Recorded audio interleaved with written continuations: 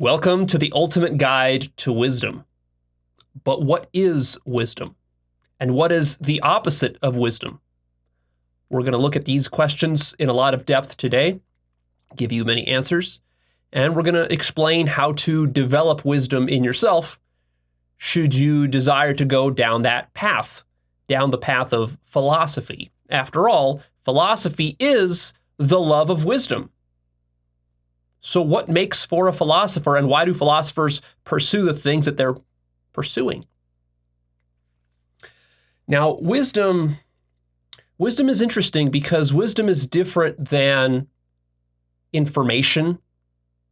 It's different than knowledge. It's different than book smarts.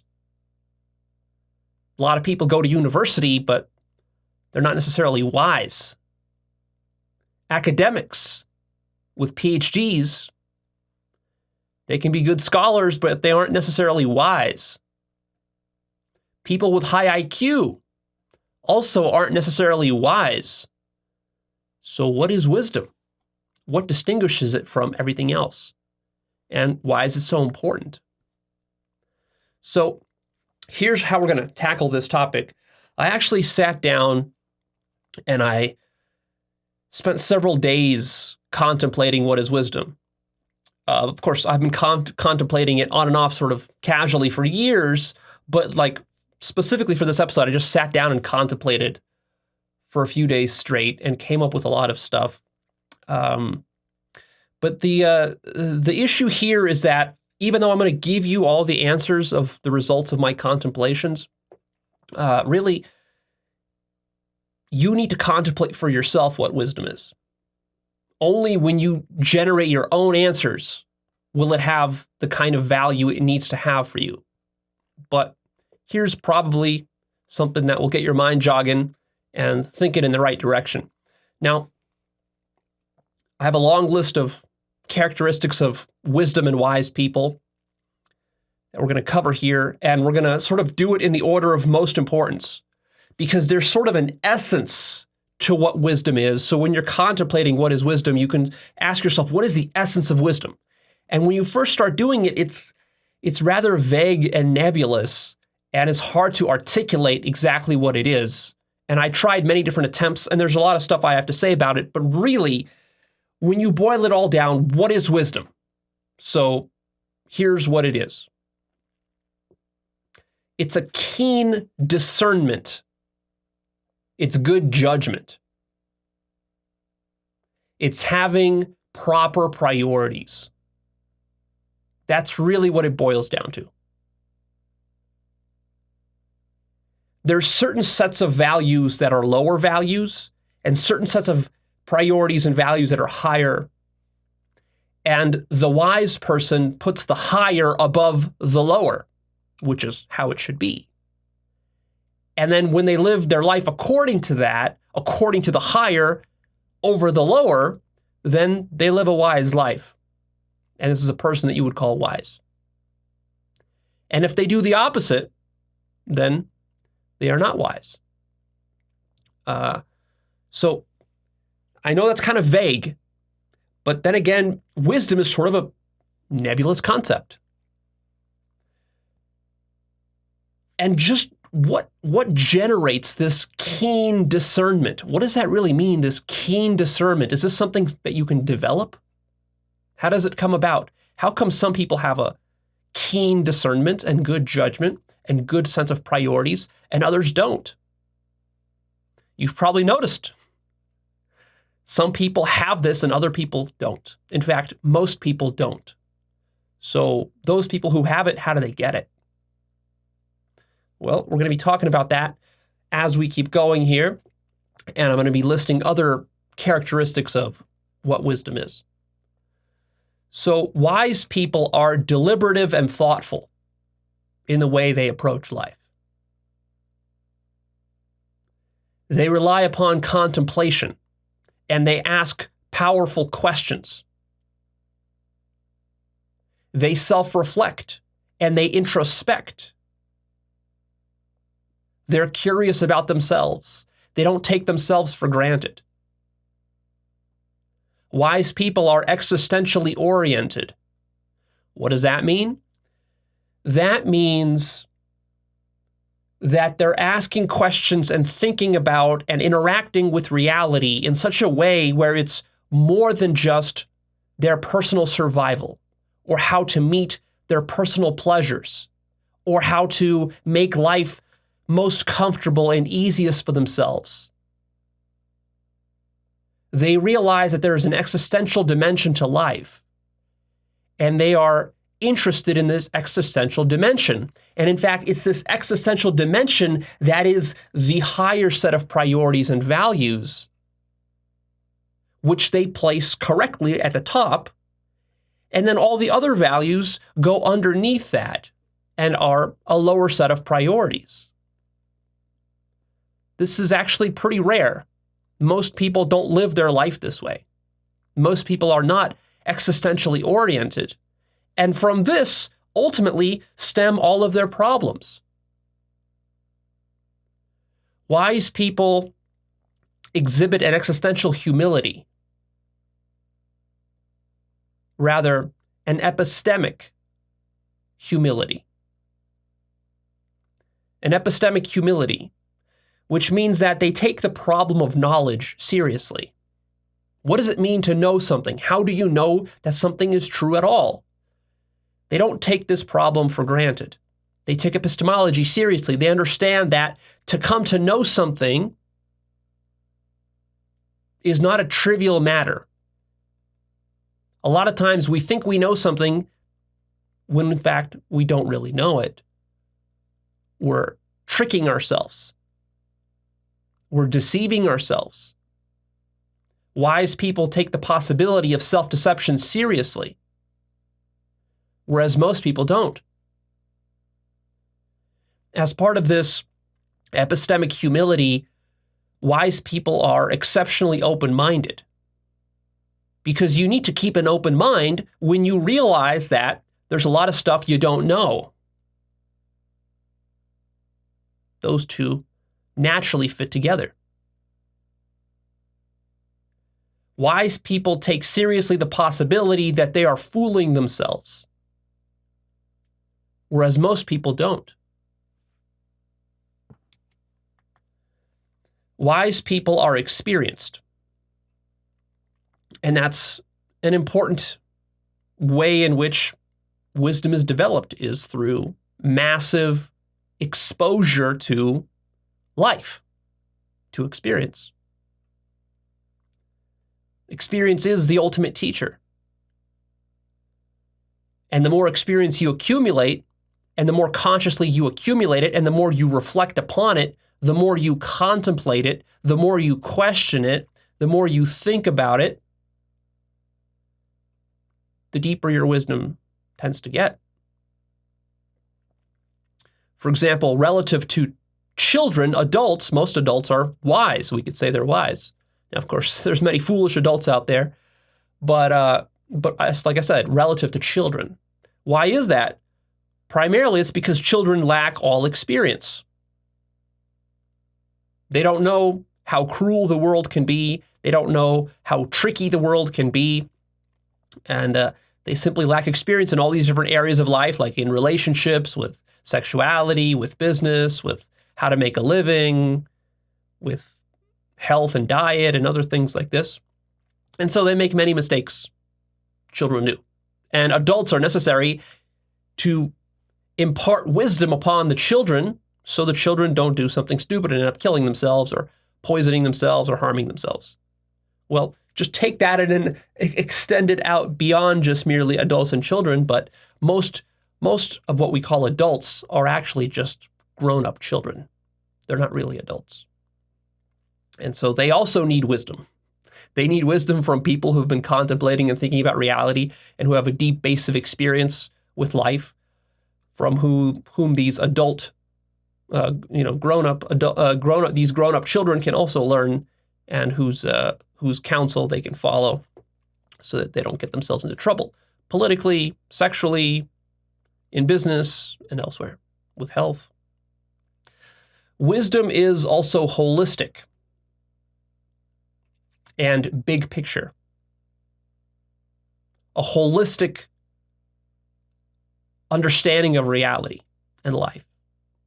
Now, this issue of holism, I actually have a whole deep episode that will come out in the next week or two about holism. So we're going to talk about the issue of holism very deeply. So hold on for that. But just remember that wisdom is holistic, which is one of the things that makes it different from just information or knowledge, which tends to be very specialized and narrow. You can be a technical expert, an engineer or a doctor or a lawyer or a academic. That's some sort of technical knowledge you have. It's not a holistic understanding of life. And therefore, you're not able to use that knowledge to really orient yourself and develop that keen sense of discernment to make good decisions in life, wise decisions. Wise people value the truth.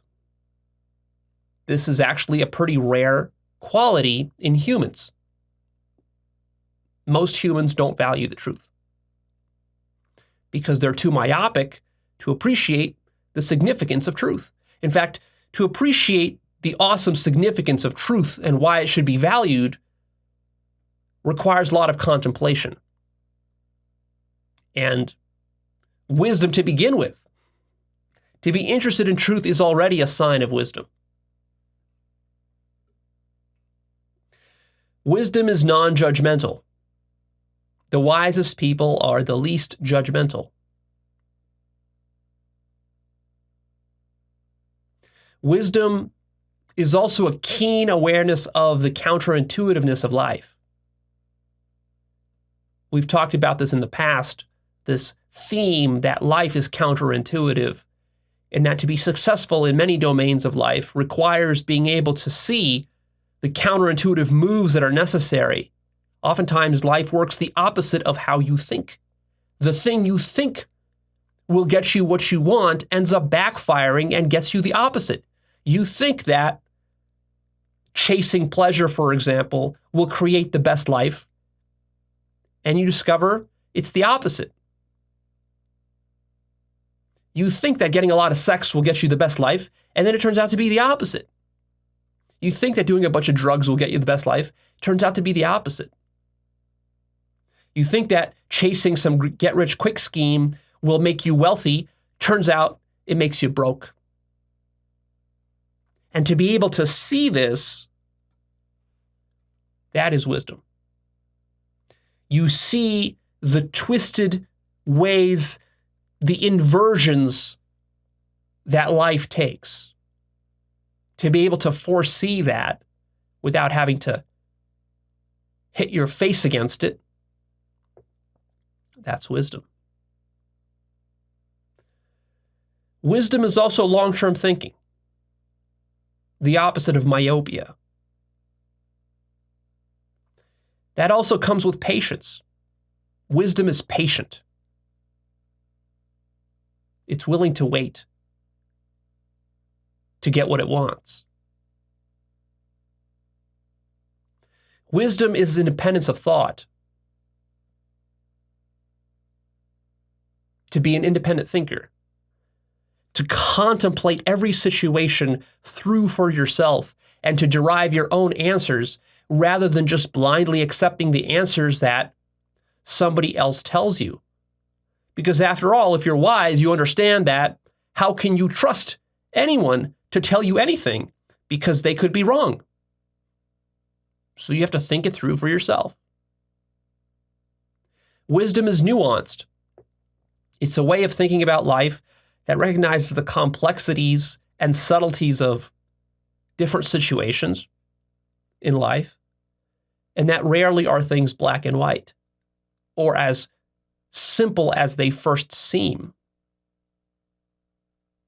Remember as a child how simple certain aspects of life seemed to you, only for you later to discover the complexities and nuances.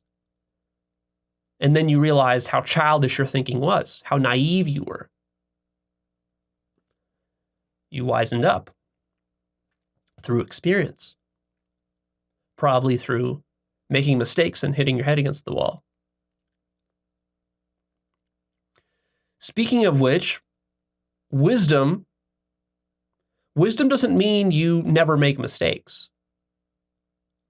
But wise people learn very deeply from their own mistakes, and they never make the same mistake twice, because they make the mistake, they suffer for it, they learn the consequences and how the suffering comes about, because they're aware, they self-reflect, they contemplate.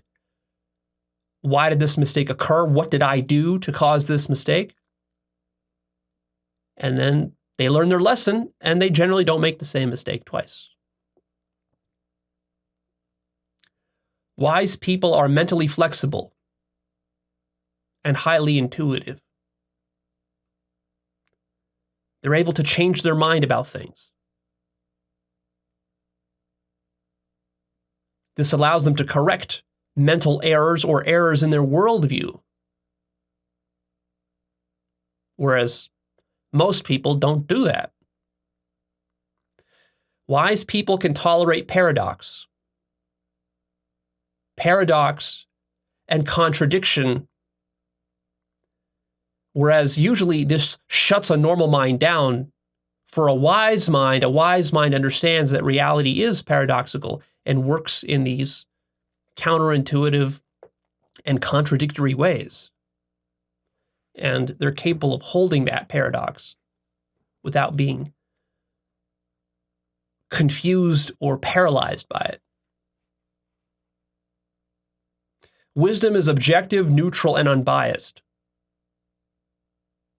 Most minds and intellects are highly biased, whereas the wise mind, since it self-reflects, since it values truth, it sees through its own BS and its own biases, and it becomes keenly aware of these biases and how these biases distort its perception of reality, which gives it clear vision.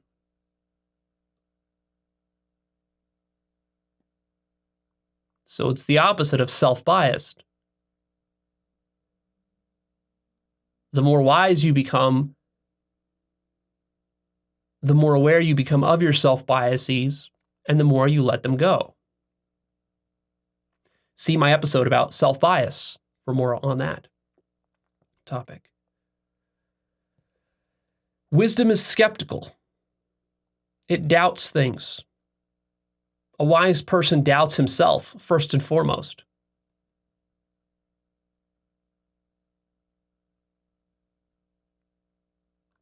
But skeptical in a moderated,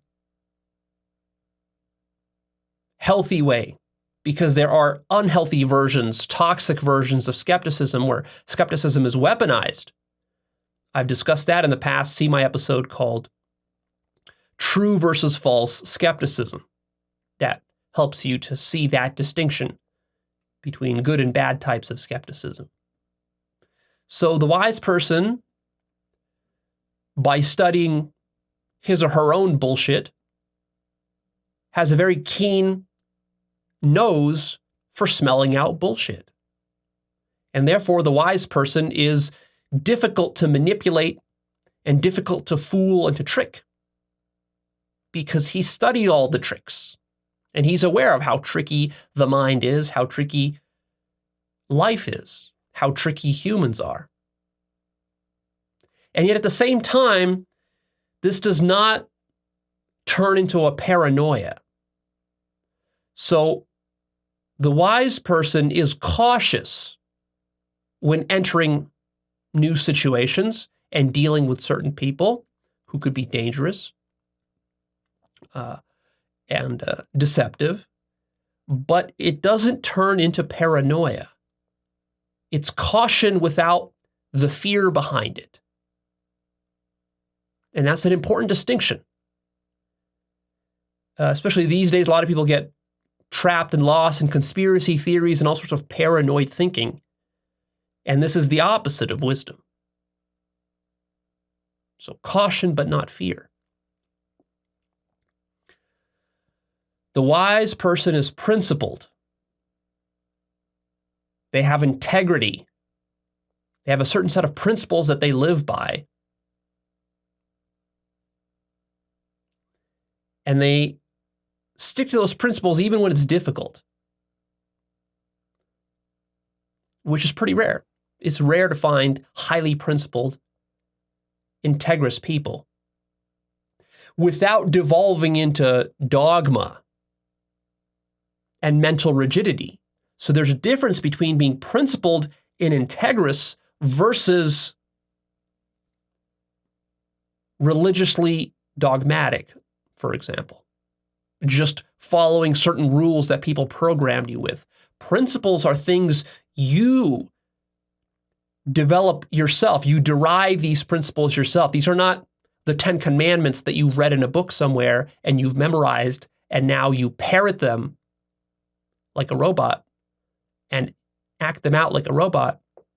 Rather, you, through your own contemplative efforts, through studying life and studying your own self, you derive principles. These principles are deep, profound lessons that you learn from experiencing life. And then you follow those principles. These are the principles of wisdom. And so wise people have these principles, and unwise people don't. Or they're unable to follow their principles. They might have a set of beliefs, like maybe a lot of religious people will believe the 10 Commandments, but then do they actually follow them? No, which means they're out of integrity. And to even value having integrity, that already requires a fairly high degree of wisdom. Why is integrity important? That might not be obvious to you. Well, you have to contemplate that, and you have to experience what it's like to live life without integrity or to interact with people without integrity, and then you'll learn the lesson of why integrity is important. Wise people are willing to do the right thing when called, when the situation calls for it. Wisdom is self-disciplining. Because one of the principles you'll learn as you go through life is that without self-discipline, you can't live a good and peaceful life. You're always going to be tormented. And so wise people, they have an intrinsic sense of motivation. They don't need to be whipped externally by some taskmaster to live a good life, or to eat the right food, or to abstain from certain traps and dangers in life. They just do it through self-discipline.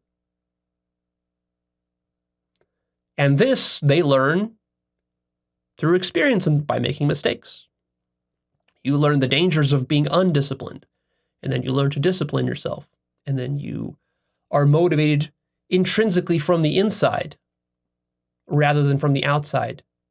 You don't need to be paid a bunch of money or given a bunch of compliments to do the things you need to do, to be principled, because you value being principled in and of itself more than you value the money or the praise or the love or whatever you're getting from somebody else. See?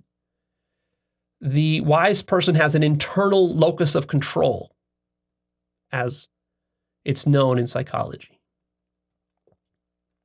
The wise person takes responsibility, doesn't blame others for their own inadequacies or problems or suffering in life. The wise person understands that he or she is the central agent of life, and therefore any problems in life, they come through you, through me. And in that sense, I'm responsible for them. I'm responsible for how I'm going to respond to situations. The wise person does not avoid emotional labor, but faces it head on, does the difficult things that need to be done to live a good life. That's closely related with the self-disciplining. The wise person is able to abstain from and to control his or her cravings.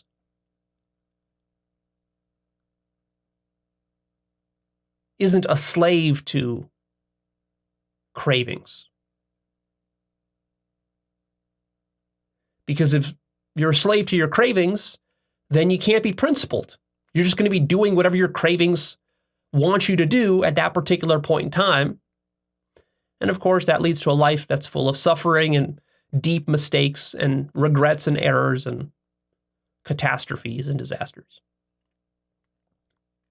The wise person highly values education and learns from the mistakes of others.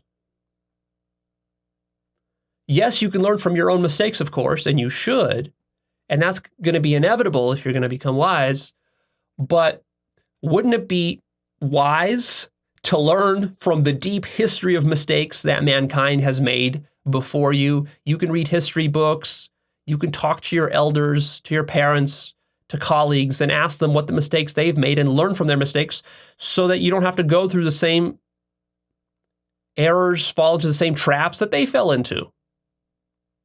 Humans have been alive for hundreds of thousands of years. We mostly face similar survival challenges, and we fall into the same kind of traps. So really, there's not much reason for you to make mistakes in your life as long as you're able to be forward-thinking enough to read and to study lessons of history. And then you can avoid many of those mistakes.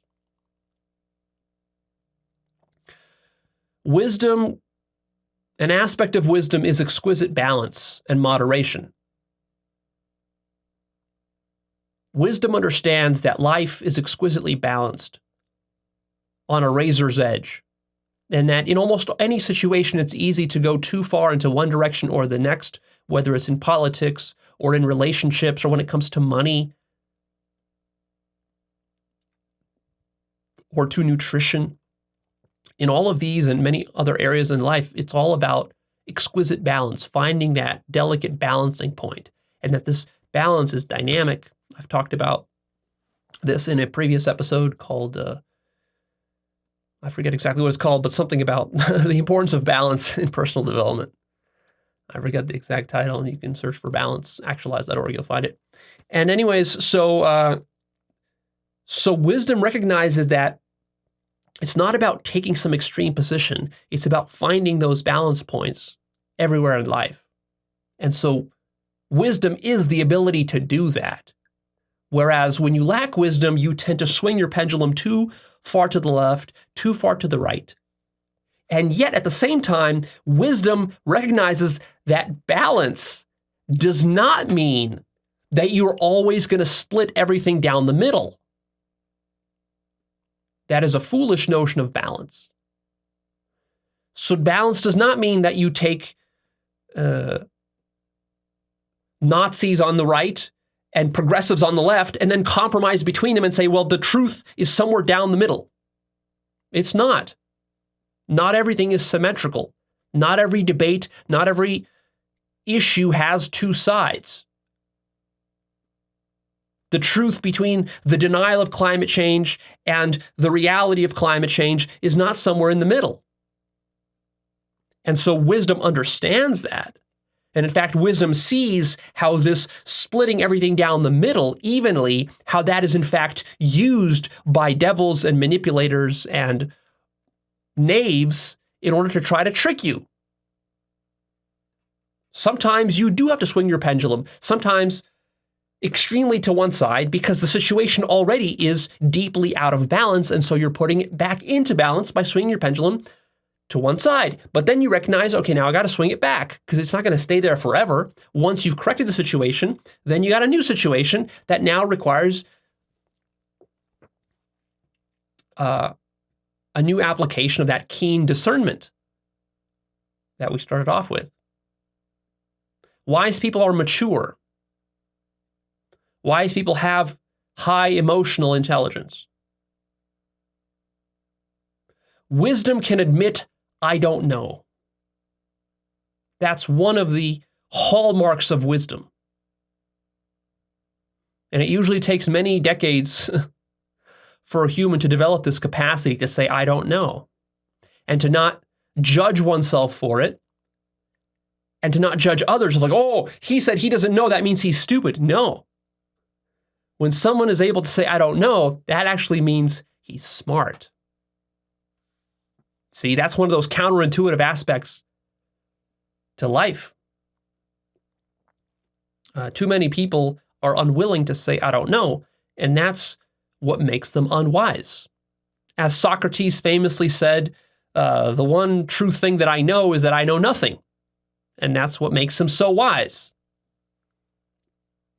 Actually, in fact, I think the story with Socrates is that somebody went to the Oracle of Delphi in Greece or whatever, in Athens, I don't know, in Delphi. It was in Delphi city in Greece. So they went to the Oracle of Delphi and they asked, who is the wisest, who is the wisest of the Greeks? And the Oracle said, Socrates. And then they asked the Oracle, well, why Socrates? What's so special about him? And the Oracle said, because he knows that he knows nothing.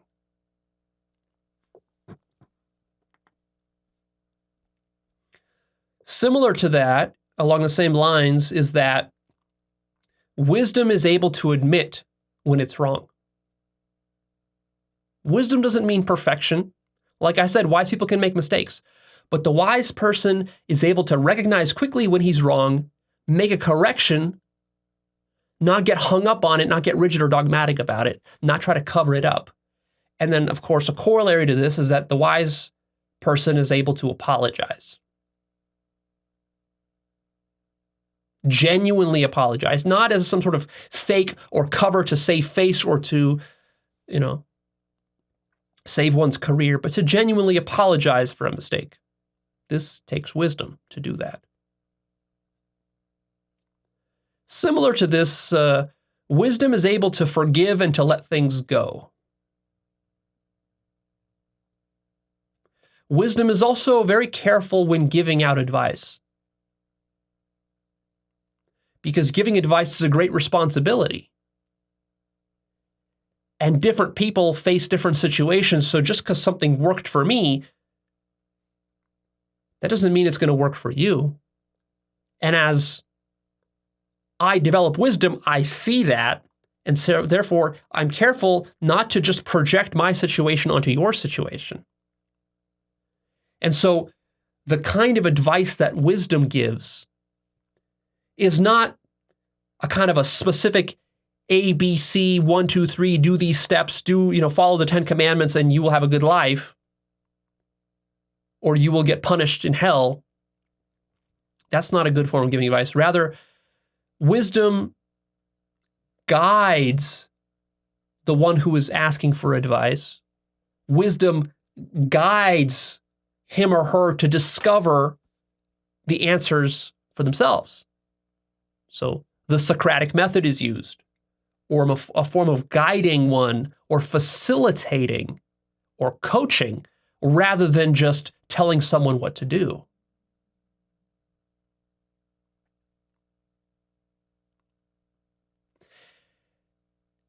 And wisdom is careful not to push advice onto others, not to give unsolicited advice.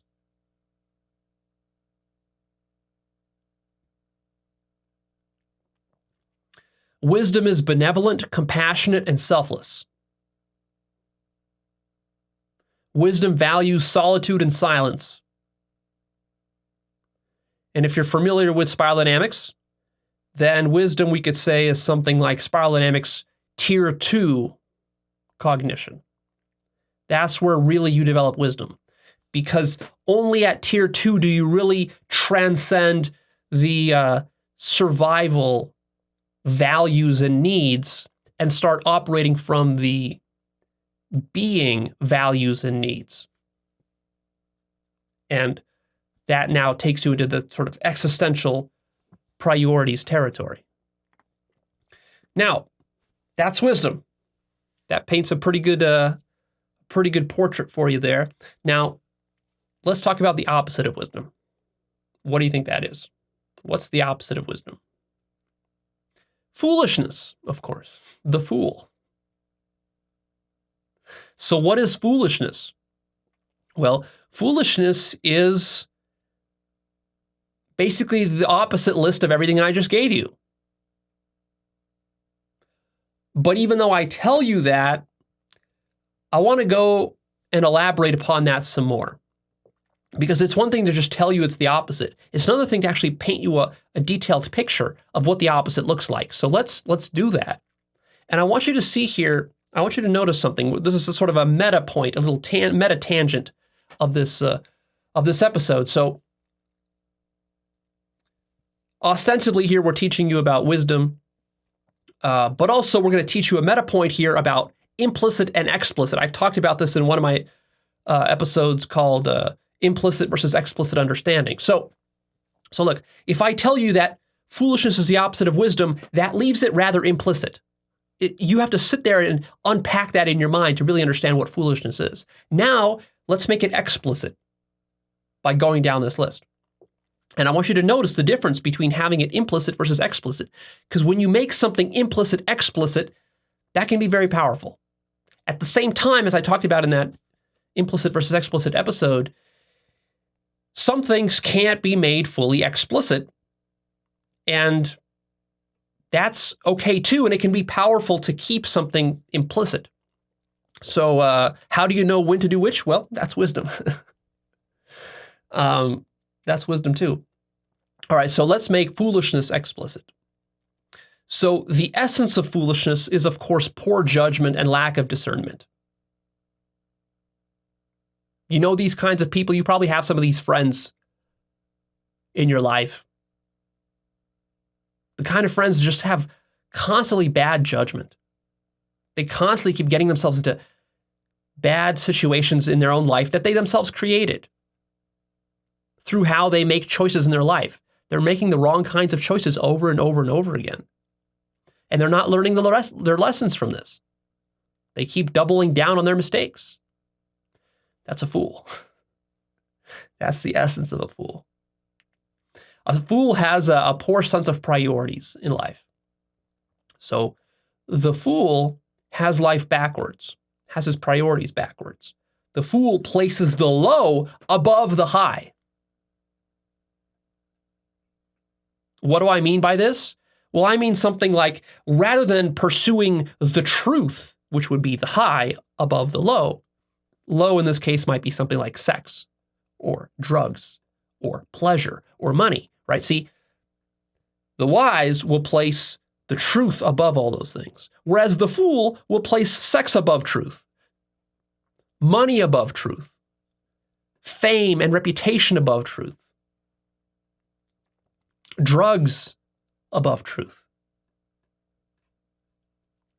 And truth is not the only high priority. There are many other high priorities we could talk about. That's just one example.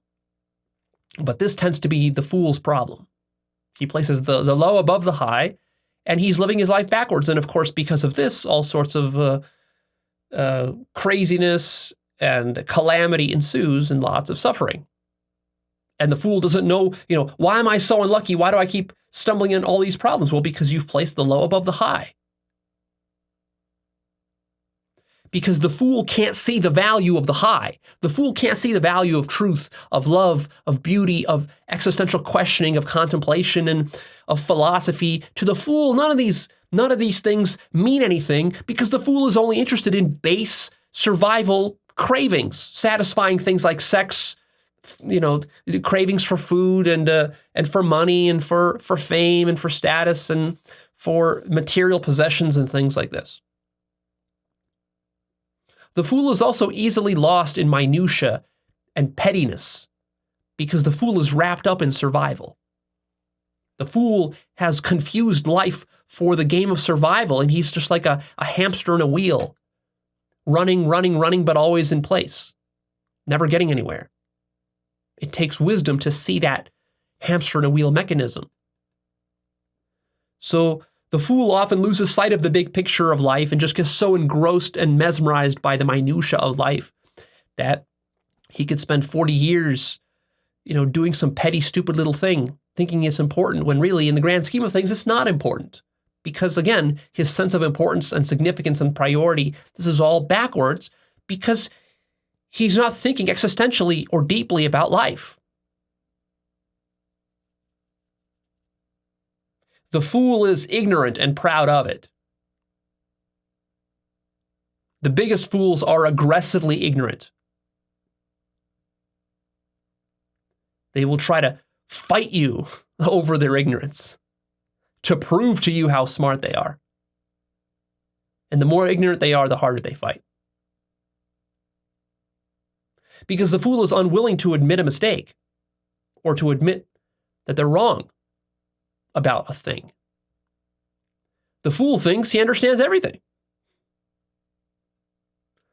One of the key characteristics of fools is arrogance. The fool thinks he's smarter than everybody else. The fool thinks he's got reality all figured out and that everybody else is an idiot. The fool underestimates the depth of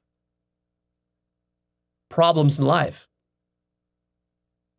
Life has existential dilemmas that the fool is completely oblivious to.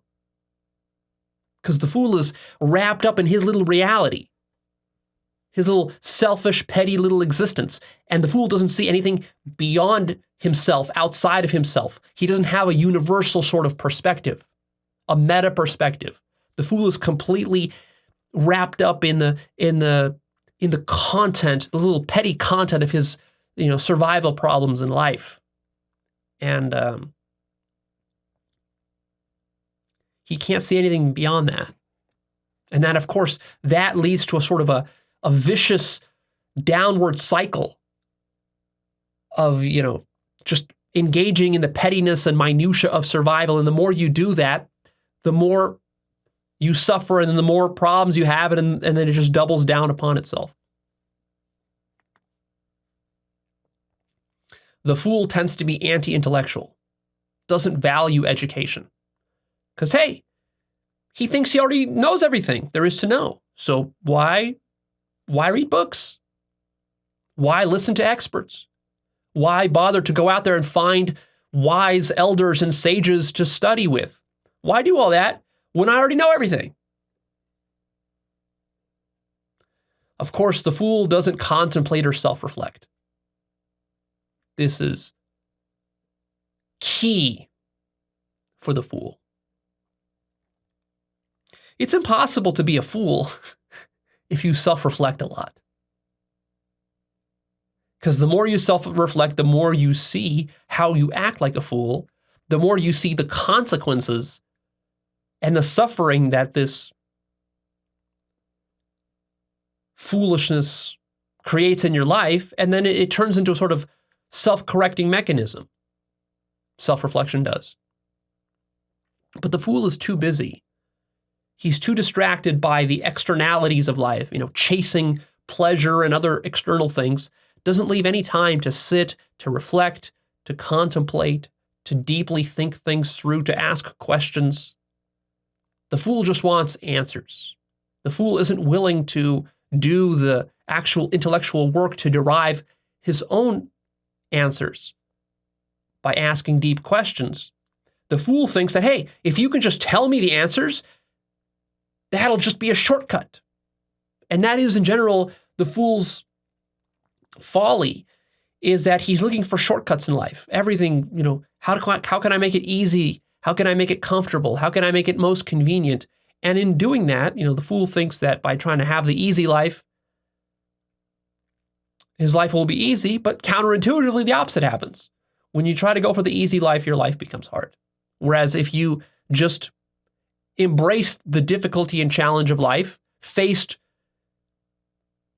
emotional labor head on, didn't avoid responsibility, then your life would actually start to become easier. The fool doesn't see value in truth. The fool confuses truth with whatever serves him.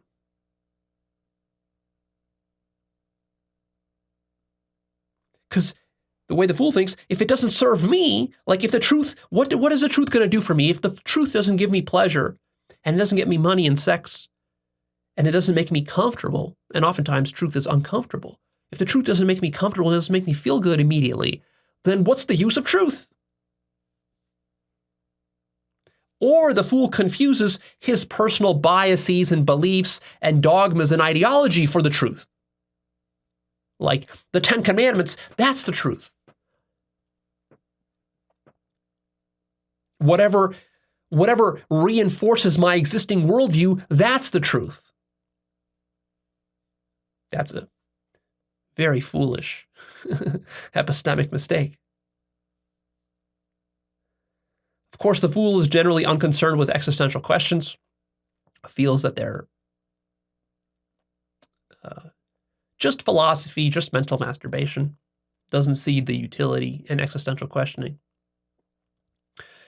Generally speaking, the fool lacks awareness, lacks consciousness. That should be obvious, given how much we've talked about consciousness on this channel. The fool is oblivious to the problem of self-deception.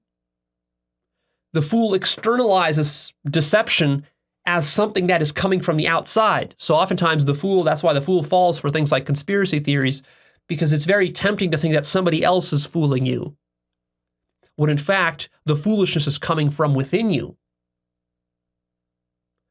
But because the fool doesn't self-reflect and doesn't study one's own self-deceptions, the fool is ignorant of such things. And therefore, the fool has many enemies and people that he judges and hates and blames and scapegoats outside, externally. So the fool will apply skepticism. Remember, we talked about the distinction between true versus false skepticism. The fool will apply false skepticism, weaponize skepticism at external enemies, and not apply the skepticism correctly to his own worldview and to his own mind. And this just reinforces his foolishness. Because of this, the fool is gullible and easily tricked and manipulated. Because actually, the fool has first and foremost, fooled himself. Once he's fooled himself, thinking that he's all smart and all-knowing, and that he has life figured out, and that his priorities are straight, thinking he's got all that figured out, of course, his whole view of life now is backwards, and so now he's very easy to fool and manipulate, because all he's doing, he's just chasing pleasure and comfort and avoiding painful things and fear, and so you can manipulate him very easily with these emotions.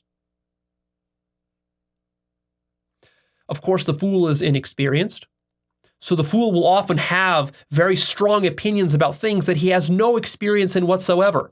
Like, what kind of healthcare system should we have? The fool knows that we should not have socialized healthcare. Well, does the fool have any experience with healthcare? No, of course not.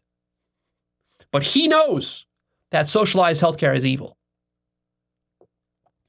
Likewise, what kind of economic system should we have? Well, the fool knows we should go full-on socialist. The fool knows that. Well, has the fool studied economics and how economies work? No, the fool just knows that socialism is, capitalism is evil and socialism is good. The fool just knows that.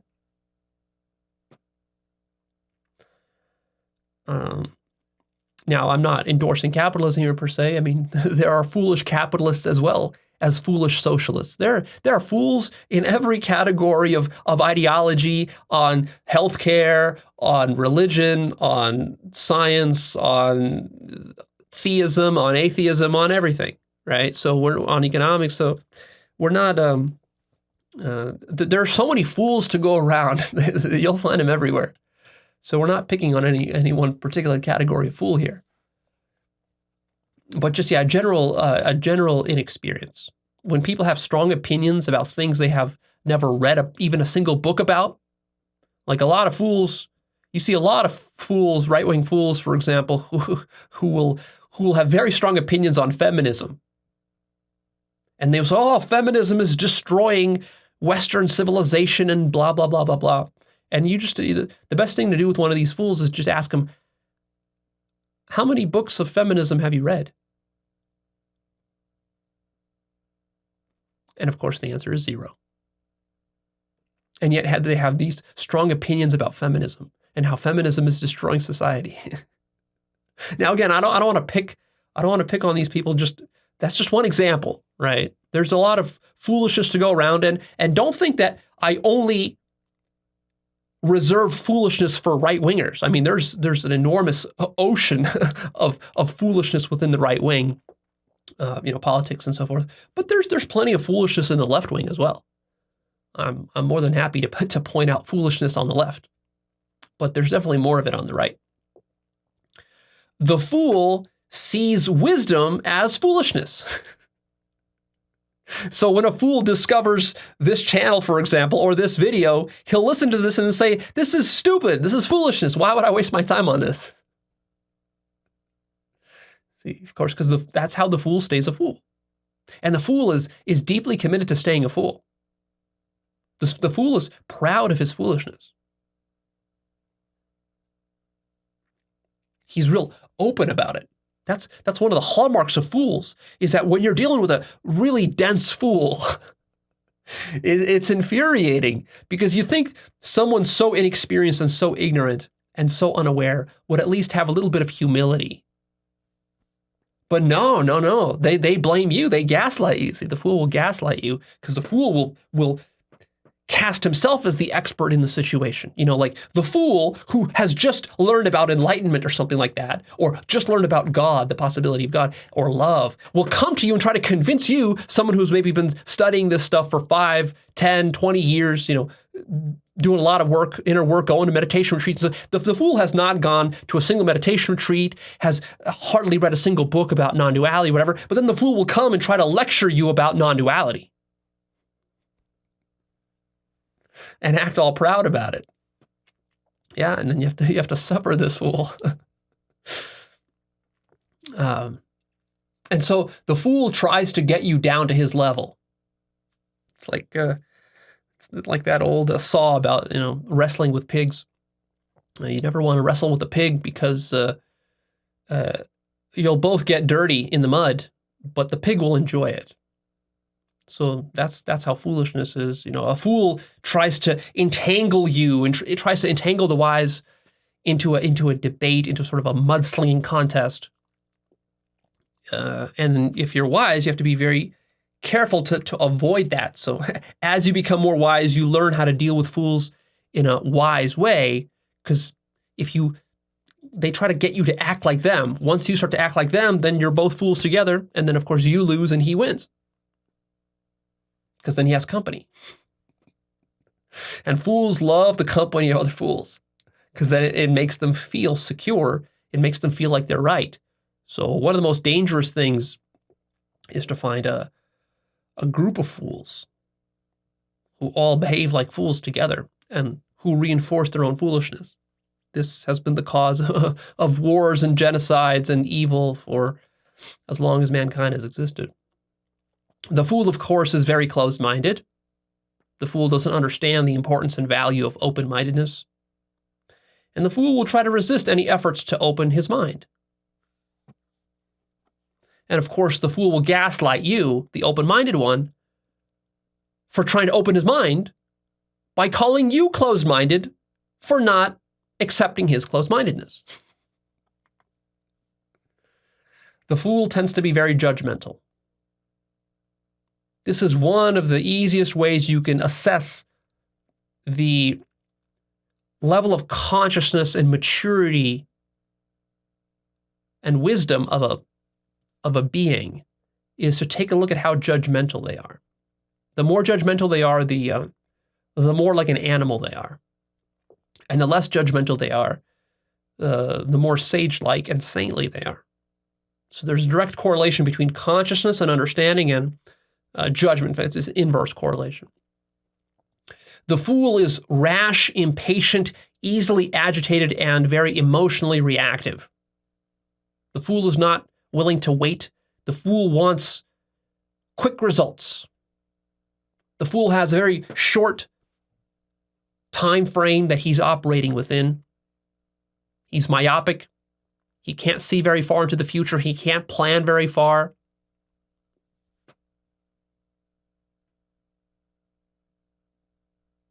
There's actually a classic psychology experiment where they take a bunch of kids, like elementary school kids, put them in a room, and then they will put a marshmallow in front of the kid, and they'll say, hey, if you can this marshmallow, they put the marshmallow like in front of the kid on a table, and they say, if you can sit here for 15 minutes and not eat this marshmallow, then we'll give you 2 marshmallows. And then you can eat them both. But if you eat this marshmallow within the 15 minutes, then you're not going to get a second one. And they do this experiment with a bunch of different kids separately. So they test each kid this way. And what they discover is a really interesting correlation is that those kids who are able to resist eating the marshmallow for 15 minutes, and they get the second one, so ultimately they come out with more in the end, those kids end up going on and being very successful in school and generally in life because they're able to, delay their gratification. And those people, those kids who can't resist eating that marshmallow, well, you can tell the kind of results they'll get in life, not very good results. So in essence, this experiment is distinguishing between those kids who are fools and those who are wise. Now, of course, there's probably deep physiological, genetic, and other sorts of components that are involved in this. How easily you're able to regulate your cravings and impulses. This probably has genetic components and so forth. So I'm not blaming these fools for being fools. In fact, if I was blaming people for being fools and being very judgmental about that, then that would make me a fool. Right? So, because that would be judgment, and judgment is foolish. So you have to understand that the majority of people are fools, and then one of the burdens of being wise is that you have to tolerate these fools. Live with them. Have them as your politicians and leaders and bosses and coworkers and friends and family members, and you gotta tolerate them. And that's one of the burdens of becoming wise. That's why a lot of wise people choose to live on a mountaintop somewhere or in a cave, because they after a certain point, suffering these fools isn't very fun. But on the other hand, it's a good test of your wisdom, because if these fools can knock you off your center, then that means you got more conscious work to do. Of course, fools are egotistical and selfish. You could, in a sense, say that that's what foolishness ultimately is. Fools follow the mob. They're tribalistic. They're highly conformist. Because the fool doesn't think anything through for himself. He is just pinging off his environment and his culture. He just believes his culture. He believes his religion. He believes whatever school taught him, doesn't question any of it. And even when he does question it, he questions it in a toxic and distorted way. So here's the irony when it comes to conspiracy theories and fools, is that the majority of conspiracy theorists are, in fact, fools, yet they think themselves to be being intelligent when they're doing their conspirizing, conspiracy theorizing, because they think they're being so anti-conformist. But actually, they're being very, very conformist when they're subscribing to one of these wacky conspiracy theories. Now, I'm not saying necessarily that every single conspiracy theory is wrong per se. If you want a more detailed understanding of my opinions on conspiracy theories, see my episode on conspiracy theories. And the trickeries involved there. Conspiracy theories are very tricky. I have a nuanced position on them. I don't dismiss all of them per se, but my key point when it comes to conspiracy theories is realize the majority of conspiracy theorists are in fact fools. They're not wise people. Wise people don't subscribe to that many conspiracy theories. And that's because conspiracy theories are actually a misuse of skepticism. They're grounded in emotional reactivity and paranoia, and they're in fact highly conformist. You think you're being nonconformist when you conform to a conspiracy theory, something like the, NASA faked the moon landing. You think you're being nonconformist? Actually, you're being conformist in a nonconformist sort of way. And so it's tricking you.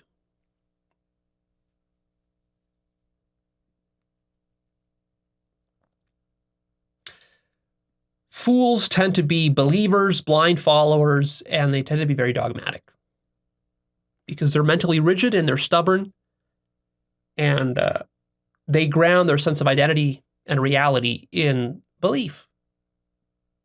Unproven belief and hearsay, ideas that they got from their environment that they never questioned and that they're too afraid to question. Because it takes emotional labor to question all of your beliefs. And of course, the fool is trying to avoid emotional labor because the fool is looking for immediate gratification.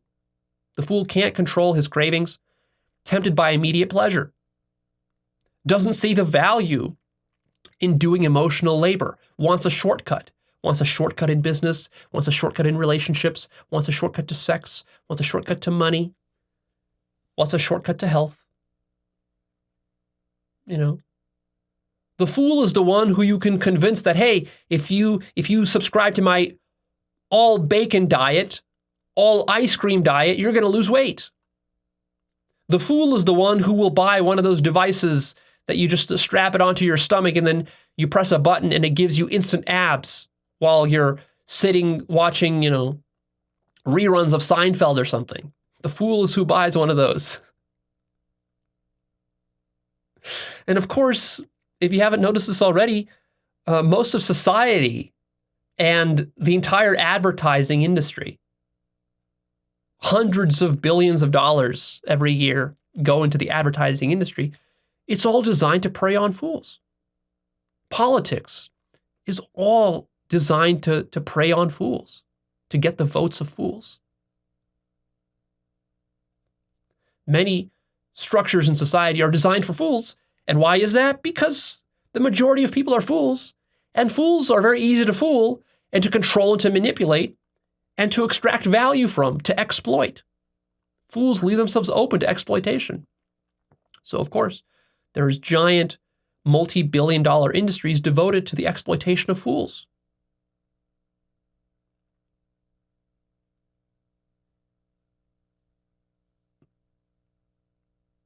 How about the media? Take a look, for example, at how Fox News and the entire right-wing media basically nowadays, the entire right-wing media in America, talk show hosts, YouTubers, conservative YouTubers, and so forth, what are they doing? They're exploiting fools. That's what they do for a living. That's how they earn millions of dollars doing this. Their followers and subscribers are gullible rubes. The fool chases money, sex, pleasure, and fun. The fool is undisciplined. The fool avoids responsibility. Oh, that's a huge one. The amount of responsibility you take on is directly proportional to how wise you are. The fool is like an eel, squirming his way out of responsibility as much as possible. And the more foolish a person is, the harder it is to convince him of the importance of taking responsibility for a problem. See, the fool doesn't want to take responsibility for his problems, and therefore his problems keep recurring.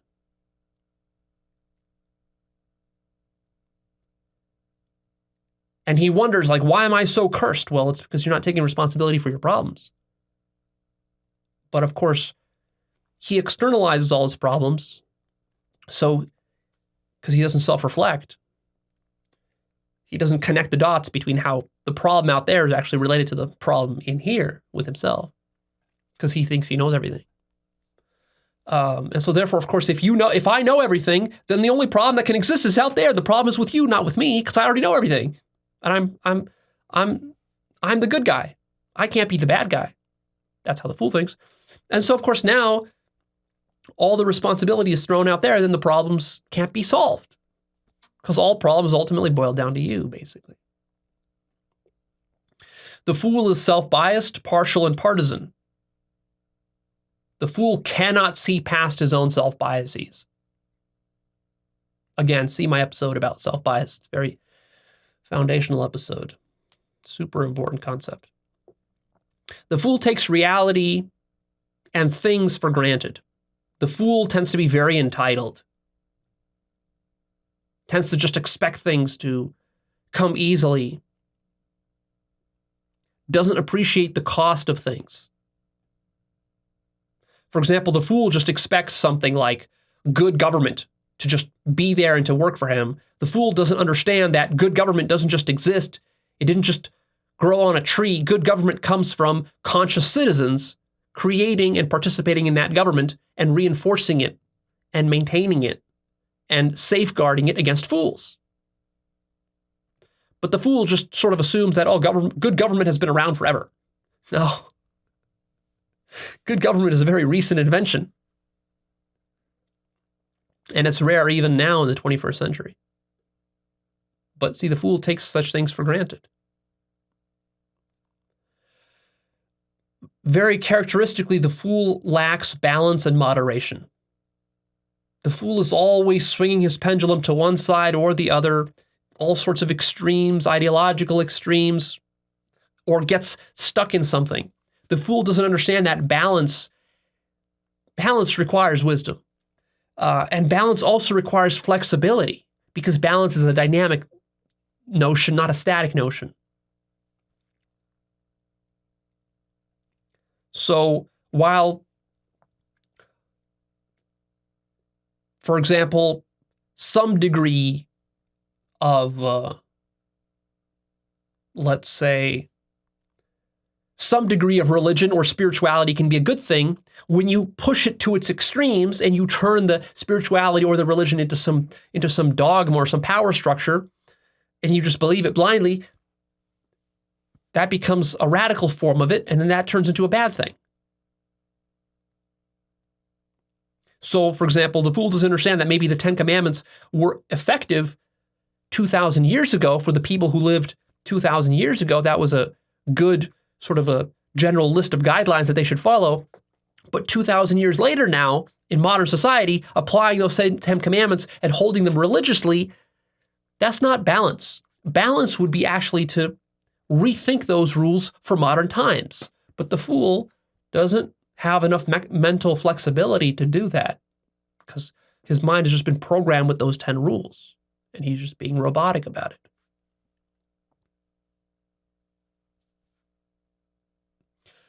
Of course, the fool doesn't learn from mistakes, doubles down on his mistakes and ignorance, and also doesn't apologize, unable to genuinely apologize. The fool is immature. The fool has a short attention span, is easily distracted by things, spends most of his time distracted by minutia and not focusing on the really important stuff in life.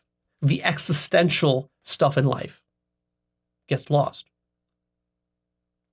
The fool can't keep his eye on the ball. The fool does not invest in himself long term.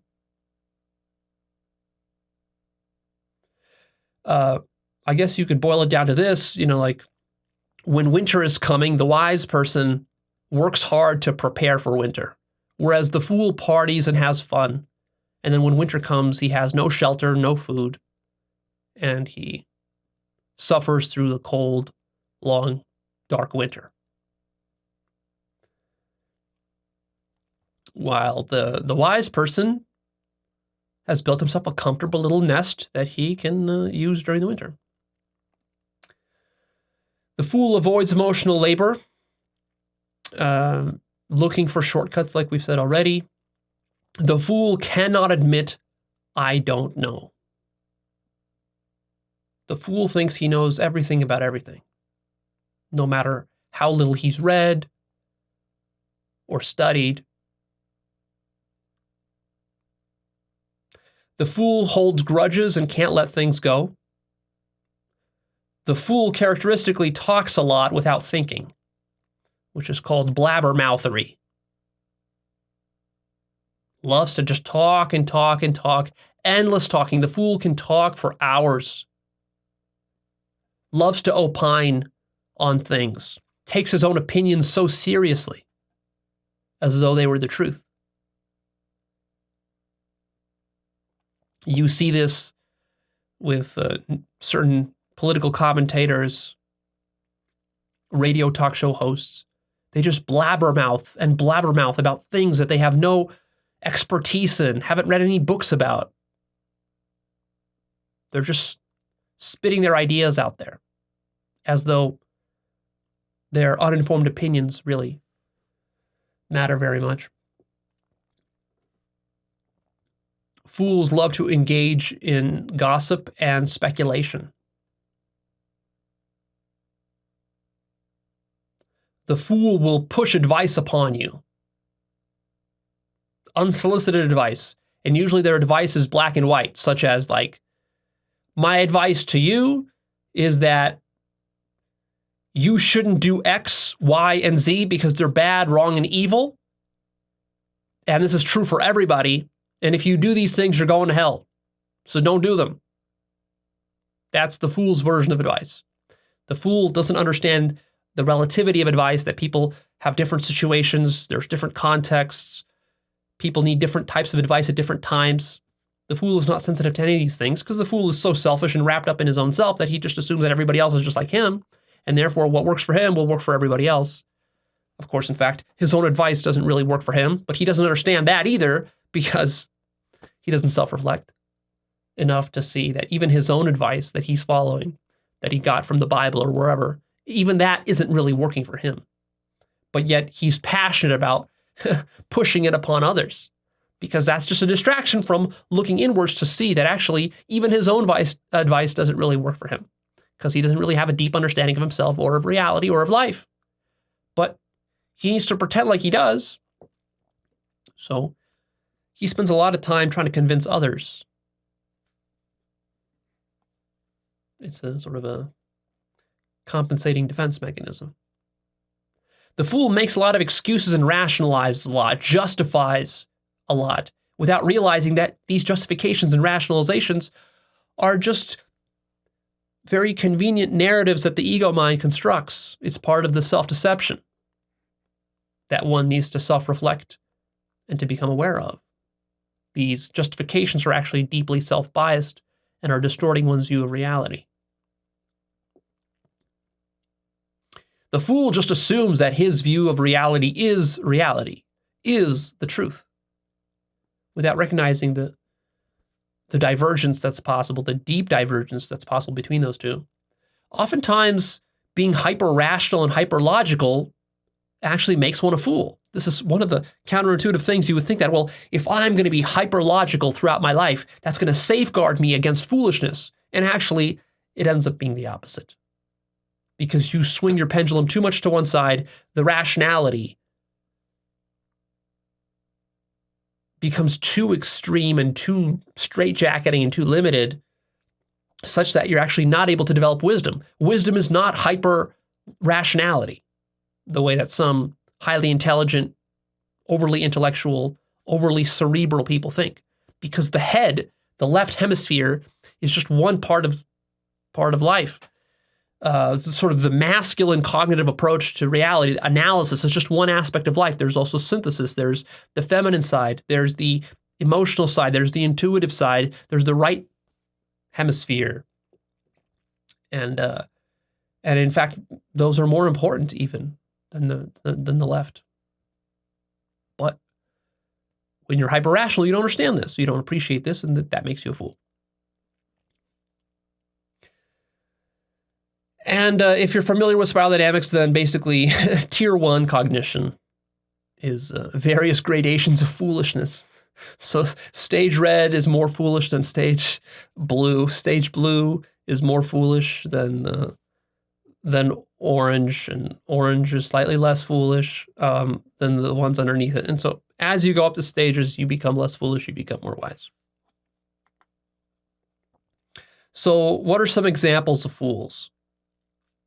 Well, I gave you a few already, but especially right now in the recent political climate that we're in, the best example of a fool is Donald Trump. He is the king of the fools. And of course, it's no surprise that his MAGA followers, all the people who believe in Trump, who defend Trump, who think that Trump is some sort of three-dimensional chess-playing strategic stage yellow genius, these people are the biggest fools of them all. It's a movement of fools led by a fool. That's what Trumpism is. And this was obvious. If you were wise, this was obvious to you before Trump even became president. This was obvious.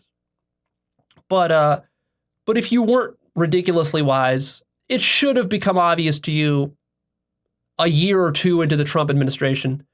And then if you were even a little less wise, then maybe it took you 40 years until Trump lost the election. And if you were a little less wise, it took you until January 6th with the insurrection. And then if you're a total fool, then even after the insurrection, you still think that Trump is some sort of genius and savior. And see, yeah, fools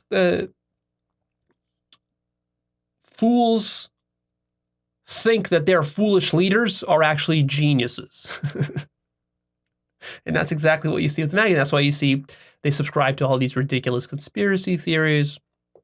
That's why they're prone to violence, to emotional reactivity, projection, denial, scapegoating, blaming. They're very judgmental. The entire list that I gave you, they check every box. See? And if you're wise, you could have seen that from a mile away. Other examples of fools: stage blue religious people, spiral dynamic stage blue. So these can be like Orthodox Jews, Christians, Muslims, Hindus. They're pretty big fools. That doesn't mean that their traditions and their spiritual teachings don't have deep wisdom within them. There's deep wisdom to be found within Christianity, within Islam, within Hinduism, within Judaism. But for the most part, the people who believe in that wisdom, see what they do is a fool will take wisdom and turn it into a rigid set of dogmas that they're inflexible about, that they haven't derived, they haven't contemplated, they haven't implemented in their own lives. They just adopt them as beliefs and ideas, make an identity out of it. And then, see, the fools took the wisdom and they turned it into foolishness. So I'm not criticizing the original wisdom. I'm criticizing the fools and what they've done with that wisdom. And this has been the problem of religion since the very dawn of human civilization, is that very wise people articulated very wise principles for how to live life. But then, because the majority were fools, they took those principles, they misunderstood them, they turned them into dogmas, they turned them into biases, and then they started wars over them. Even though the whole intent behind the wisdom was to make people more peaceful and loving and compassionate towards one another, and to realize the oneness and sameness of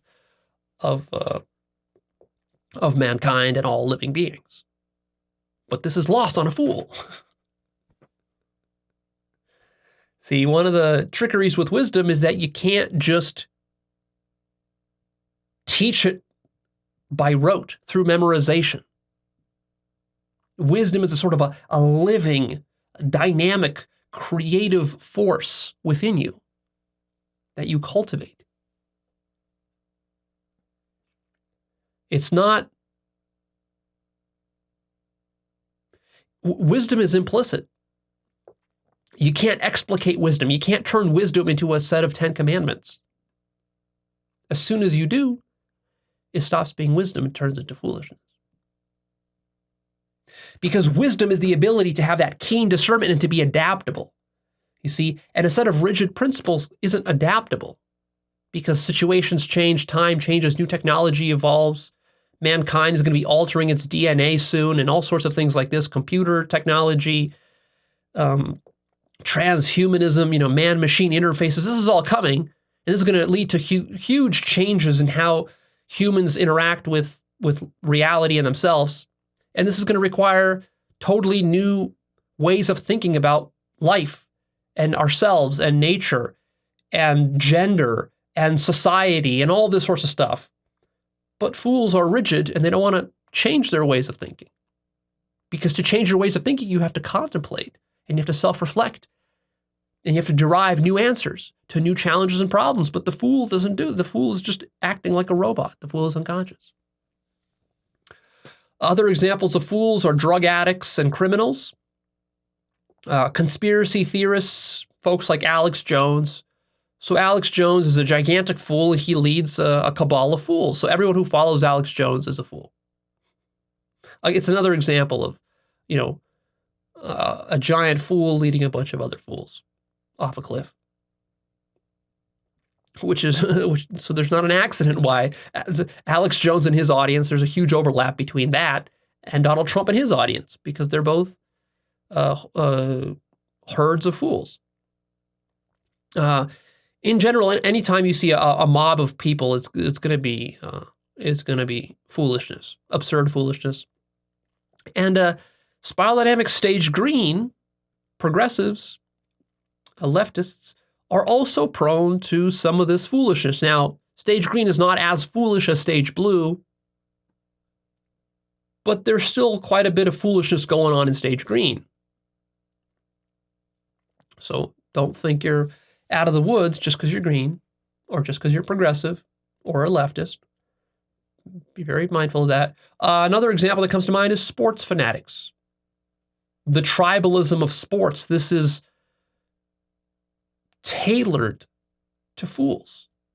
The entire sports industry, multi-billion-dollar industry of sports, selling of all the jerseys and the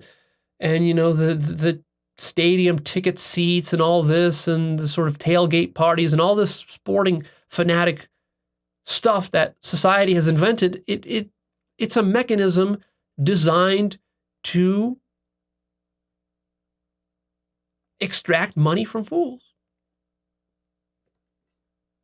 Now, if you appreciate sports per se, that doesn't necessarily make you a fool. I mean, I can appreciate some of the athleticism and the talent that goes into actual, performing sports feats. I can appreciate that. I'm not saying everything, just because if you like sports, you're automatically a fool. I'm saying something more nuanced than that. I'm just saying the industry itself is built upon catering to fools through the tribalism of most sports. Even the Olympics, the idea that different countries around the world will gather together and try to outdo one another in lifting some weight, or, going down some ski slope, and then taking deep pride in that, and then trying to denigrate the other teams. Like this is foolishness.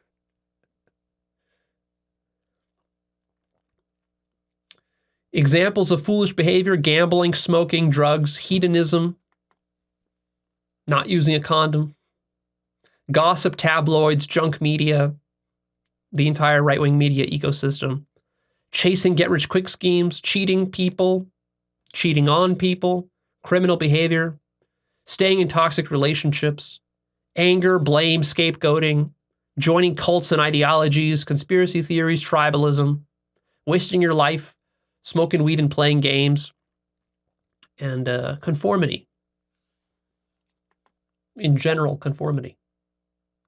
Because conformity is the opposite of thinking something deeply through for yourself and deriving your own answers. Now, it's important to understand that there are two types of fools. Oh yes, two types. Now, the first type is the type that you're probably thinking of. This is the uneducated rube, we're going to call him. These are your MAGA types. These are your stage blue religious type of people who just, believe, some fundamentalist Islamic, person believes in Sharia law as the divine word of Allah and so forth, and just is stuck in that, and that's it. And you won't convince them otherwise. So this is sort of the uneducated rube. These people have not gone deeply to school. They have not read many books. They have not gone to university. Their basic problem is they're just uneducated and ignorant, and then everything else basically stems just from that. And in a sense, you feel sorry for them, because the majority of mankind is the uneducated rube. They have not been educated. And this is not per se their fault. A lot of times it's simply because they were born into a situation, many parts in third world countries, many parts of the world simply don't afford opportunities for education. These are relatively recent developments. And I'm very grateful that I was born to a family that grew up in a part of the world where education was available, and I went to good schools and so forth. And I understand that easily that could not have been the case were I born in some other country, right? So So education is extremely important, and we need to make it as freely available to as many people as possible. But of course, part of the problem with fools is that they don't want that.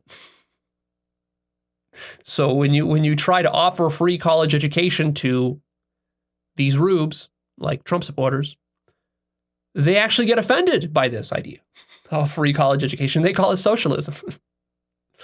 And of course, that's because they are uneducated. In fact, they demonize education. They're anti-intellectual. Many of the right-wingers and conservatives, they're deeply anti-intellectual because their entire worldview is an affront to the intellect. So, of course, they have to demonize the intellectuals and the college professors and so forth, call them crazy socialist liberals and whatever. And it's tragic because they're demonizing the one thing that would actually be a fundamental solution to the problem. So there's these uneducated rubes. And then here's what's a little trickier, is that you have fools who are educated, shrewd, and ambitious materialists. And because they have been educated, and because they fancy themselves to be very clever and strategic, they think that they have somehow avoided the problem of being a fool. They can't be a fool. How can I be a fool if I went to Harvard? How can I be a fool if I work at Goldman Sachs, if I work on Wall Street, if I'm a CEO of a large company? How can I be a fool? Leo, I'm no fool. I'm very strategic. I plan things out. But you are a fool, fundamentally, because you're still disconnected. Your priorities are disconnected from the existential. This tends to be true of these Silicon Valley types, these CEOs, various kinds of materialistic professionals, Wall Street, hedge fund managers, these types of people. Really, if we want to be honest, these people are fools. They're fools, but they can be very successful fools. They can have high IQs. They can make a killing on Wall Street. They can be good at doing business, banking, loans, some technology stuff even. They can be real good at that. And so that creates the illusion that they can't be fools. And yet they are, because these people, they are lost in materialism. And they're spiritually disconnected from existence. And in fact, they're leading mankind technologically off a cliff, where we have very high technology but very low wisdom. And when that happens, when the degree of technological power increases, but the wisdom of mankind stays low or even decreases thanks to things like social media these days and so forth, this is very dangerous. It's a situation that's getting out of balance. Their priorities are backwards. They're still placing the low above the high. Maybe it's not drugs. Maybe it's not dogmatic religion. But it could be sex. It could be technology. It could be money. It could be success and ambition and fame for their own sake. Because usually these people are spiritually clueless and disconnected. And so I wouldn't call these people wise, even though they're successful. And a lot of times in our culture these days, it's easy to confuse success with wisdom.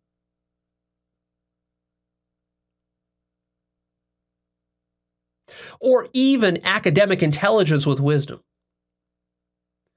There are many, I could name names, but I won't,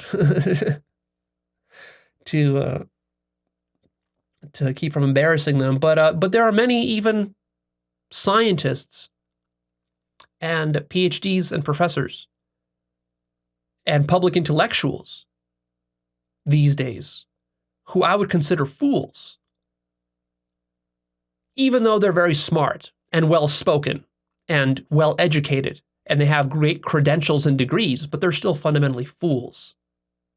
and they're misleading the people who listen to them and who are fans of them. Now, of course, being a fool or being wise comes in many degrees, right? So we're not just saying this is a binary. So that's why we have all these different sort of levels and categories of fools and so forth. So again, my standards, I have a bias here. My standards for what I consider a wise person are very, very high. Most people's standards are lower. So therefore, you might look at one of these scientists or whatever and think of him as wise. And in a certain relative sense, he is wise. You know, relative to a drug addict, yeah, he's wise. Relative to a rube who didn't finish high school, yeah, he is wise. But is he as wise as the wisest of mankind? No, not even close. What are some examples of those? What are some examples of the wise?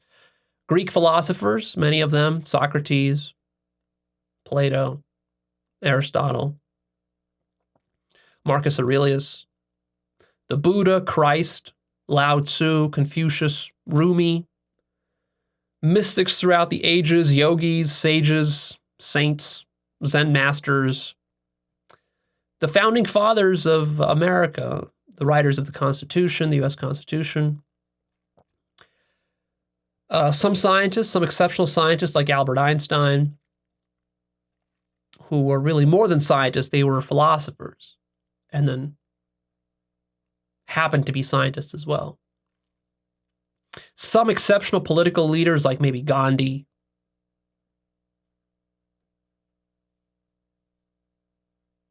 and others throughout the ages. Mostly it's the sages. Why is it there's a correlation there seems to be between wisdom and philosophy and spirituality? Interesting. Contemplate that. You might wonder, what is the highest wisdom of all? If we rank all the different wisdoms that there could be, what's the highest? The highest wisdom is infinite love. The highest wisdom is selflessness. The highest wisdom is that everything that occurs in the universe is an outflow of infinite love and infinite intelligence and consciousness. The highest wisdom is God. Not the idea of God, not the God you were told about in Sunday school, but actual God. You as God. God as the universe. Now, there's a lot more I could say about that, and I have. Go check out my episodes about such things as what is consciousness, what is intelligence, what is love. See my episode explaining the ultimate nature of reality. I won't go too deeply into infinite love here, but one day I'm hoping you will discover for yourself what infinite love is and how everything that occurs in the universe is an outflow of infinite love. And so when you become conscious of that, you'll understand why I say that the highest wisdom is that everything is love. And that's why judgmentalism is inversely correlated with wisdom and with consciousness, is because the more wise you become, the more conscious you become, and eventually you become infinitely conscious. When you become infinitely conscious, you realize everything is infinite love. At that point, all judgment turns into pure delusion and ignorance, and that falls away, and then you realize that every judgment, every criticism is utter foolishness because, of course, reality is infinitely perfect. And the inability to see that perfection is one's selfishness and ego, which gets in the way. So what is the source of all wisdom? Where does it come from? Is it the brain that's producing wisdom? No. Wisdom actually comes from consciousness. And everything is consciousness. The universe is consciousness. And the highest wisdom basically is selflessness. So if you were infinitely intelligent, imagine you had an IQ of infinity. What would you do? How would you behave? You would do the wisest thing that could possibly be done, which is you would choose to be totally selfless and totally loving. Because you'd have to be an idiot not to. Because there's no point to existence other than infinite love. Because that's what existence is. Why would it be anything else? If you think it's anything else, it's just because you're not conscious and you're foolish. And so then wisdom becomes aligning yourself with the truth, with consciousness, with selflessness, with love. And then living your life in accordance to that. And that is the existential dimension. See, if your life is missing this existential dimension, if you think that what I'm talking about here is just some woo-woo philosophy stuff, it's disconnected from the pragmatic aspects of life, you're missing the existential core. That's why you can't make wise decisions, is because the mundane, everyday, little petty survival stuff that you do has to be grounded in something higher, something more fundamental. That's what you're missing. And that's why your life doesn't go so good. And that's why you can't find peace and happiness. Because you're missing this existential component, which is why I say that these Wall Street types and successful CEO types, that they're still fools. Because they're still missing this existential component. Because if they found this existential component, they would leave Wall Street and they would leave their CEO job. And they would do something else. But of course, they haven't found it. So they don't know what they're missing. Now, how do you develop wisdom? Practically speaking, what do? Consciousness work. Raise your consciousness. The higher your consciousness, the more wise you're going to be. This is a direct correlation here. Self-reflection, introspection, contemplation, deep questioning of everything. The more obvious the thing is, the more you should question it. Derive your own answers. Don't ask others for answers. Don't take my answers as truth. Derive your own answers. A deep curiosity about life, which is necessary to fuel you to do all this questioning and contemplating. Another way to develop wisdom is through massive experience, failure, mistakes, and suffering. But you have to do this in a conscious way. So if you're failing in an unconscious way, if you're making mistakes in an unconscious way, if you're suffering in an unconscious way, then that could just make you more foolish. So you have to suffer consciously. Make mistakes consciously. Learn from your mistakes. Go out there and deliberately design your life to give you massive, diverse experience. Don't live in a single city your whole life or in a single country. Travel around, explore, talk to different people. Don't just hang out with Christians if you were born a Christian. Talk to Muslims and Hindus and atheists and whatever. Expand your range of experience. Read a wide variety of books. Study a wide variety of topics. This all gets you experience. This helps a lot with developing wisdom. Practice selflessness. Contemplate what selflessness is and why it's the highest ideal and value. Because wisdom is directly proportional to your ability to be selfless. Also, simply value wisdom. Most people don't even value wisdom. Value it, love it, study it. Study wisdom, study wise people. Follow wise people rather than following fools. The majority of mankind listens to and follows fools. So of course they're going to end up being fools themselves. They listen to fools on the news. They listen to fools on the radio. They listen to fools through podcasts. They listen to fools giving their political opinions. So, of course, they're going to turn out to be fools themselves. Also, importantly, study foolishness. Study other fools. The deeper you study fools, the more you're shocked and amazed and horrified. The more you see the consequences of the foolishness, the less you want to be like that. Also, of course, study yourself very deeply. Study your own psychology. Study the trickeries of your own mind. See my 3-part series called Self-Deception, where I outline many self-deception mechanisms. Read high-quality books. Study history, learn lessons from history. Explore diverse perspectives. This is one of the biggest ways people stay fools, is they get locked into one paradigm, one way of seeing the world, whether it's the Christian version, the Hindu version, the atheist version, the materialist version. None of these will suffice to get you to the highest wisdom. So explore many perspectives, try to go meta on all perspectives, jump outside of these perspectives. Try to realize the limitations of every perspective. Another way to do it is observation without judgment. I have an episode called Learning Equals Observation. Go check that out. That will explain this process. Observation is a critical skill for you to learn if you want to become wise.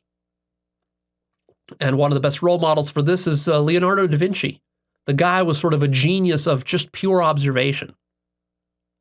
A big part of his success was just purely observing things as they are, drawing them, thinking about them. And then, as you observe, you don't judge the thing, you just observe it. You'll be amazed at how much you can learn, how much wisdom you can get from just, without any bias or prejudice, observing a thing for a long time, very patiently. Another way to develop wisdom is through self-education and lifelong learning. So, the most wisdom you'll develop is after university.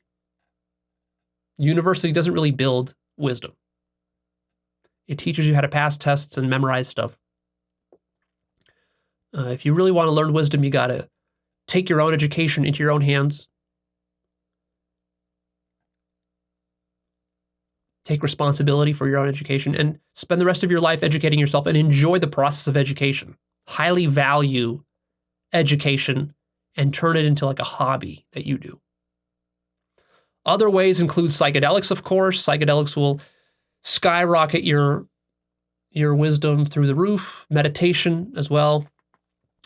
Solitude, taking lots of time alone. This gives you time to think and to reflect and contemplate. Solo retreats will skyrocket your wisdom. And lastly, stop chasing pleasure.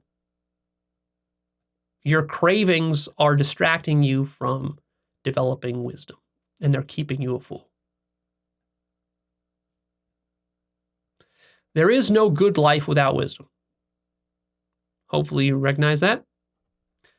If you're a fool, and you're proud of being a fool, you're going to be constantly tormented by life, scrambling to survive, agitated, and never finding the peace and fulfillment that you know deep down you should be able to find, but you don't know how to find. That's because you're missing the wisdom.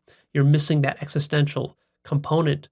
You're missing philosophy. See, philosophy is not just some airy-fairy ideas that academics come up with. That's a bastardization of philosophy. Philosophy literally means the love of wisdom. The love of wisdom.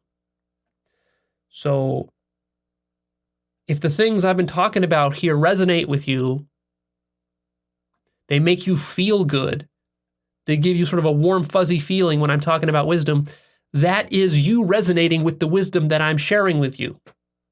That is your innate love for wisdom, which makes you a philosopher, which should make you interested in philosophy.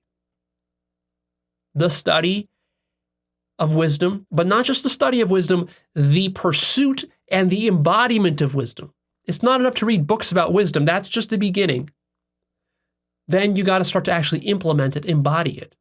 And again, philosophy is not about how many books you read or how many philosophers you've studied.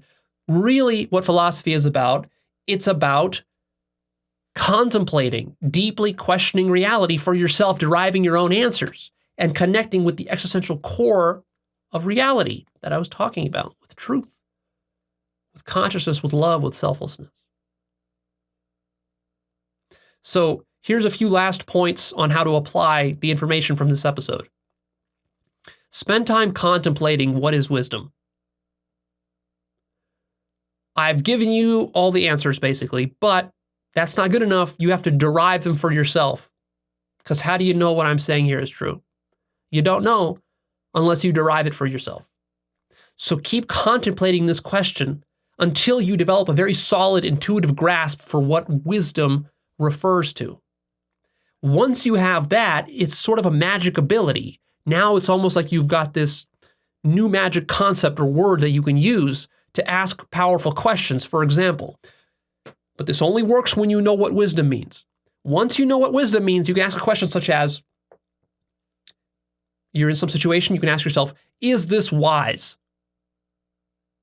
Or what would be the wisest move in this situation? Or you could ask the question of like, how am I being a fool in life? Or you could ask the question, how can I become more wise?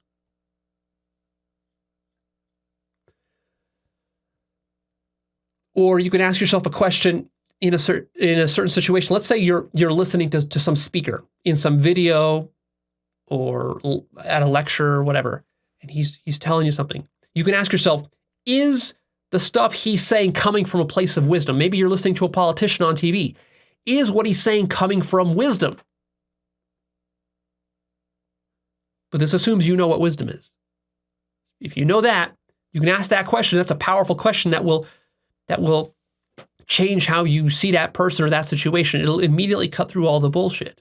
Is this coming from wisdom? Someone's giving you some advice. Your parents are giving you some advice. You can just ask yourself, is their advice coming from wisdom?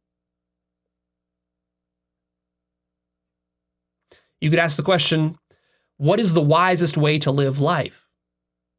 For me, specifically. What is the wisest way for me to live life? And then as you contemplate that, you'll get the answers. What's beautiful about wisdom in this whole philosophy process is that it's a sort of a self-bootstrapping process. That's what's empowering about it. You don't really need anyone else's input. I mean, you will, of course, use other people's feedback and you'll learn from other people. Sure, you'll read books. Okay, but that fundamentally, you don't need any of that. All you really need is your own self. The willingness to turn into yourself and to self-reflect and to work through this stuff. I mean, it takes work. That's why people don't do it. But the good news is that you can do it. And in this way, it makes you very self-reliant. Once you master this process, you don't really need books anymore. You don't need experts. You don't need other people to give you advice. And this is very empowering. Otherwise, you feel like a victim all the time. Why are you coming to me to tell you how to live your life? Wouldn't it be nicer if you could just turn inwards and go to yourself to tell yourself how to live your own life? Wouldn't that be much more elegant? Well, you can do that, but you have to develop it. You're not born with that ability. You have to practice it over years and decades until you develop it. And then you'll be amazed. One of the most amazing things you'll discover in life is that the most profound answers are within you. If only you bother to go looking for them there. Stuff you don't even know is there. But it takes time to mine it out. And once you understand what wisdom is, you have an intuitive grasp of it, then all I got to tell you is just to remind you to, if you want to live a good life, follow the wisest course of action in every situation. Now you might wonder, well, that's very vague. What is the wisest course of action in every situation? Well, but if you know what wisdom is, if you've contemplated it, then you can always ask yourself, what is the wisest course of action in every situation that I'm in? With my finances, with my relationships, with my spirituality, with whatever. See?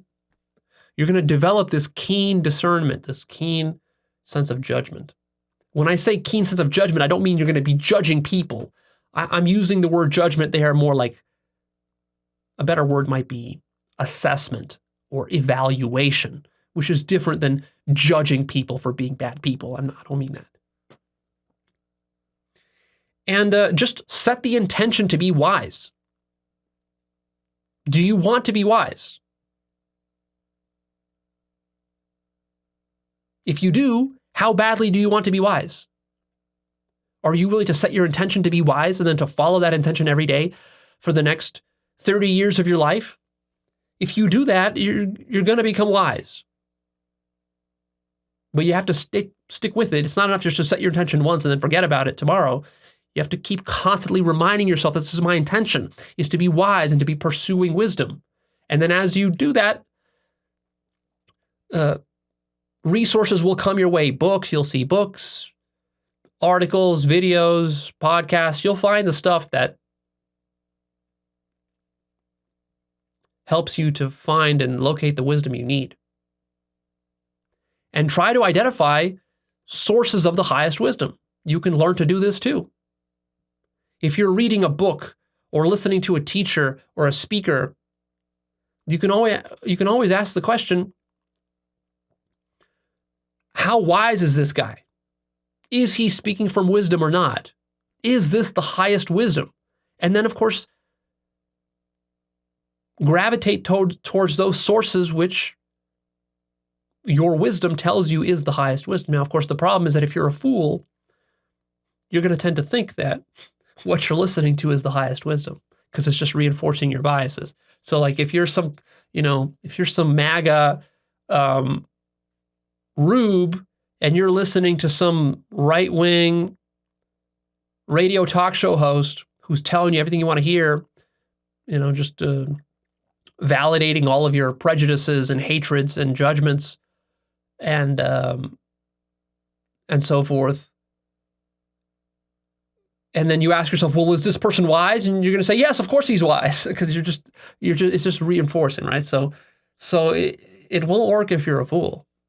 The advice I'm giving you will only work if you spend a lot of time contemplating and studying what wisdom is. It'll take you 5-10 years to kind of develop that intuition. This is some advanced advice. So don't delay. Get started contemplating what wisdom is.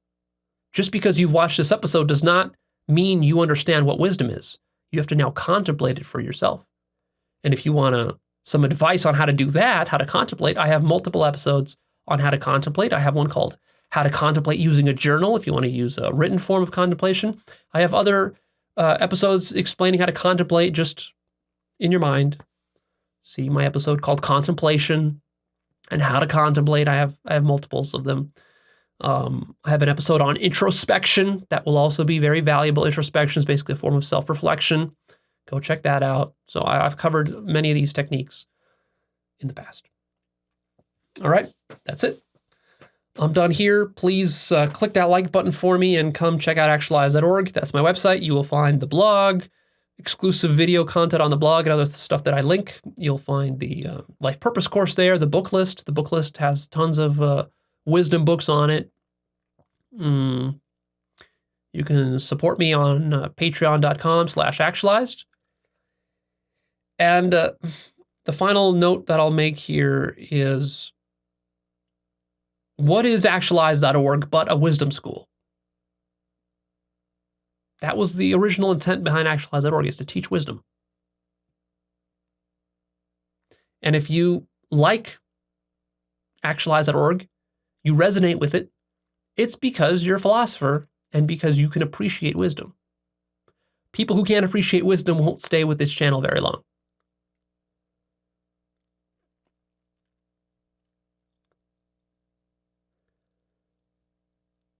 This is one of the most important and wisest things you can do in your life, is to take that little kernel of appreciation of wisdom that you have and then to cultivate that over the years. Patiently. Remember, patience. This takes patience. This takes a long vision, because you can't do this in just a few days or even a year. It takes a long vision that you're going to slowly, gradually cultivate your wisdom. You're going to turn cultivation of your wisdom into a hobby that you do for the rest of your life. And then to chip away at that every day a little bit by reading a book, by watching a video, by doing some contemplation, by going and meditating, by self-reflecting, by talking to a therapist, whatever method you want to use, taking some psychedelics, whatever. And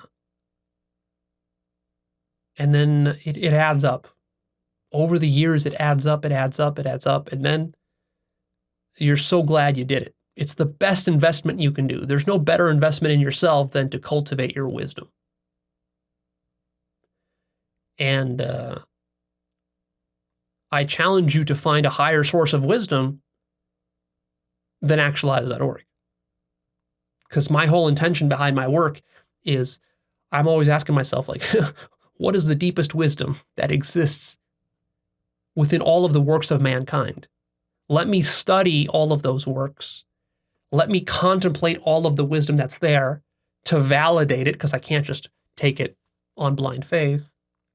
Let me read it, study it, compile it, organize it, contemplate it, add to it, improve it, and then share it with you. And so I dare you to find a higher source of wisdom. That's not to say there aren't really good teachers out there. There are. But also you have to consider the breadth of the wisdom that is being offered here with Actualized.org. See, we're not just offering the highest wisdom in a very narrow capacity. We're also widening our approach such that it includes also an understanding of politics and economics and dating and relationships and health and society.